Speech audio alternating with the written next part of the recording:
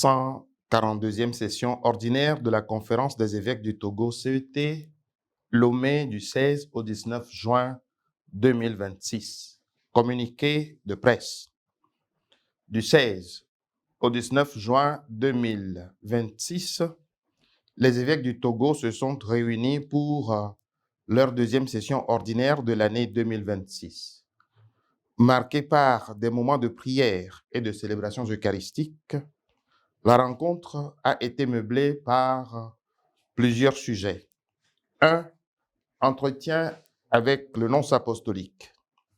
Au cours de leurs travaux, les évêques ont eu un entretien avec le représentant du Saint-Père, son Excellence Monseigneur Ruben Dario Ruiz Mainardi, nonce apostolique au Bénin et au Togo. Il a insisté sur la formation des séminaristes, de même que sur celle permanente des prêtres à cette époque où l'intelligence artificielle tend à conditionner nos vies. Pour Monseigneur, le nonce apostolique, parlant de l'encyclique Magnificat Humanitas, le problème n'est pas l'intelligence artificielle en soi, mais le fait que l'être humain tende à se comporter comme un robot. Il a exhorté les évêques à faire connaître l'encyclique du Saint-Père.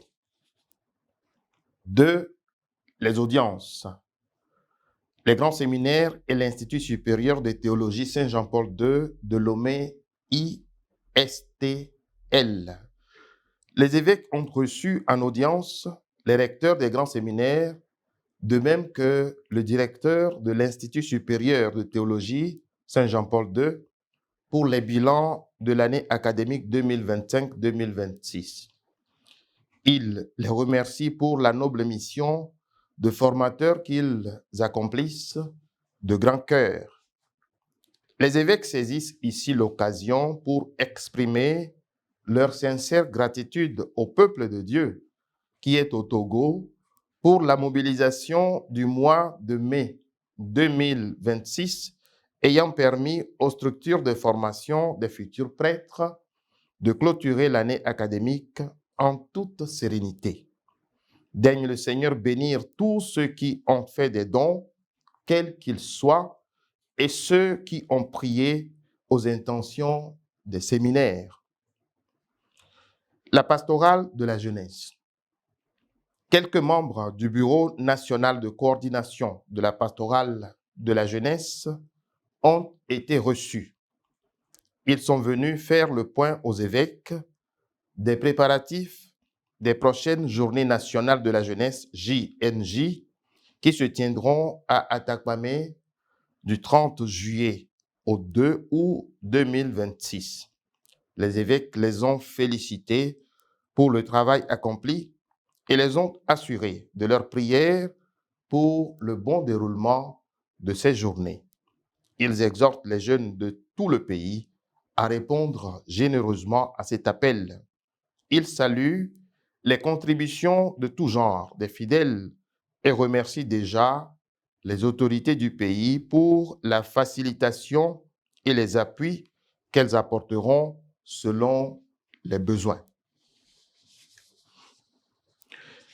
La Fraternité des prêtres diocésains du Togo, FPDT.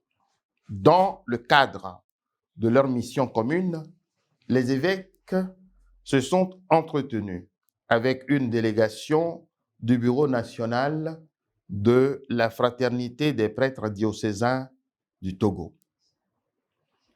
L'œuvre de solidarité sacerdotale Togo OSST. En fin de mandat, le tout premier secrétaire général de l'œuvre de solidarité sacerdotale Togo, le révérend Père Dieudonné Bantagouet, est venu rendre compte de sa mission aux évêques. Ordre des chevaliers de Saint-Jean international. Une délégation des chevaliers de Saint-Jean international et dames auxiliaires est venue présenter aux évêques la nouvelle structuration de l'ordre au Togo. Catholic Relief Services, CRS, le responsable et la directrice de programme Togo-Bénin de Catholic Relief Services ont été reçus par les évêques. Ils ont fait le point de leurs activités et exprimé l'appréciation positive de leur collaboration avec l'OCDI Caritas et le Conseil épiscopal Justice et Paix Togo. Les évêques les ont remerciés et encouragés dans leur mission. 3.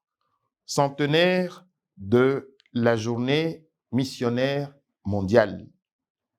En cette année 2026, l'Église universelle célèbre le centenaire de la journée missionnaire mondiale instituée par le pape Pie XI le 14 avril 1926.